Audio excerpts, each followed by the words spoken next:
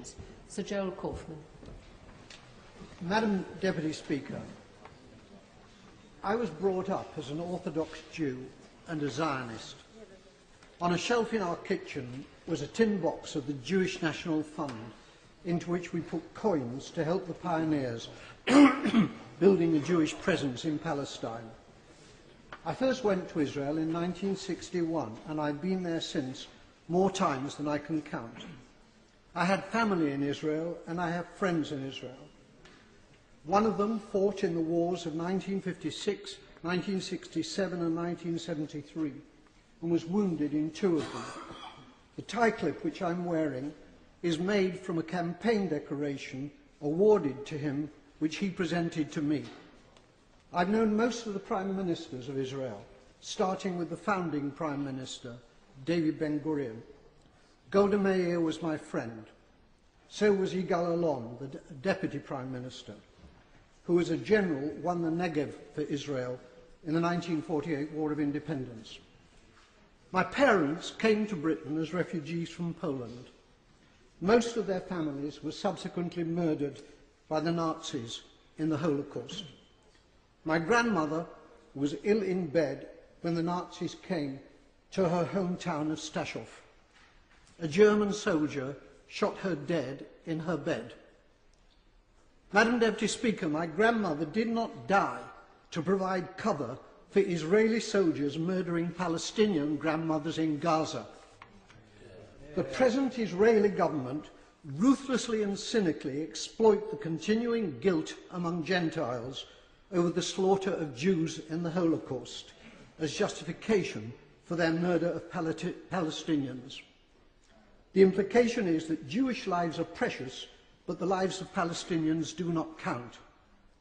On Sky News a few days ago, the spokeswoman for the Israeli army, Major Leibovich, was asked about the Israeli killing of, at that time, 800 Palestinians. The total is now 1,000. She replied instantly, 500 of them were militants. That was the reply of a Nazi. I suppose that Jews fighting for their lives in the Warsaw Ghetto could have been dismissed as militants. The Israeli Foreign Minister, Tzipi Livni, asserts that her government will have no dealings with Hamas because they're terrorists.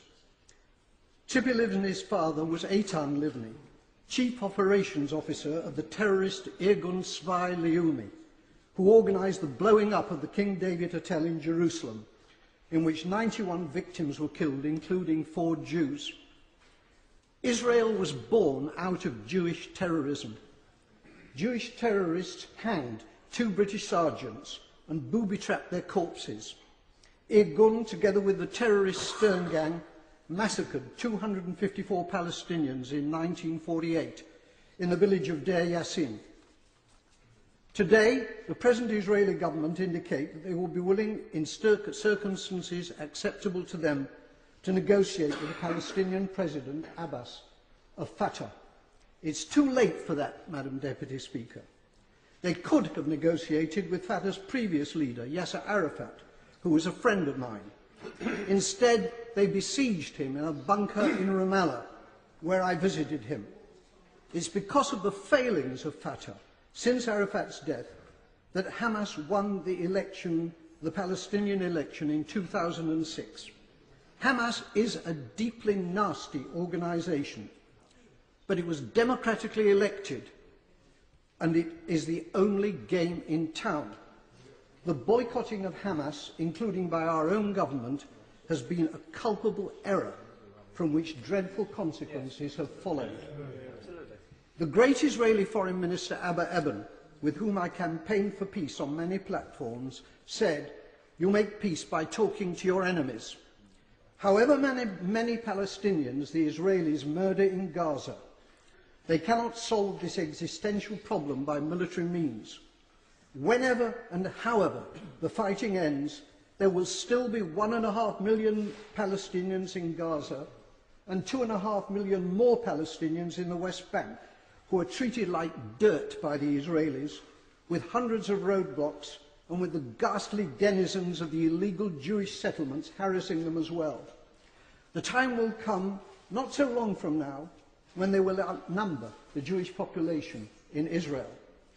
It's time for our government to make clear to the Israeli government that its conduct and policies are unacceptable and to impose a total arms ban on Israel. It is time for peace, but real peace, not the solution by conquest, which is the Israelis' real goal, but which is impossible for them to achieve.